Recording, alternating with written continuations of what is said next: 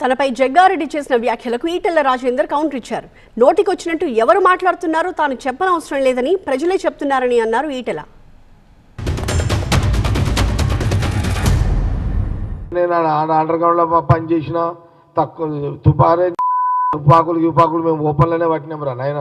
నువ్వు అడవిలో పడితే నేను టౌన్లో నుండి పట్టినా. నీకు నాకు ఫరక్ ఉంటుంది ఈటెల రాజేందర్.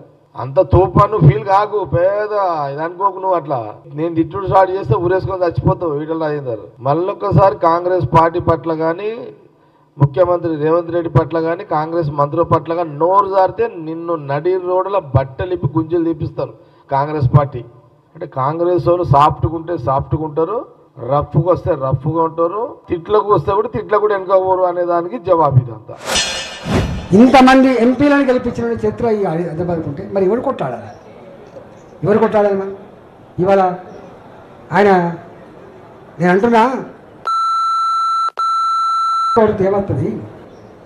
ఎవడు ఒరుతాడో, ఎవడి సంస్కారహీనుడో, ఎవడికి సభ్యత లేదో, ఎవడు అబద్ధాల కోరో, ఎవడు ప్రజలను వంచే వాళ్ళో నేనెందుకు చెప్పాలి?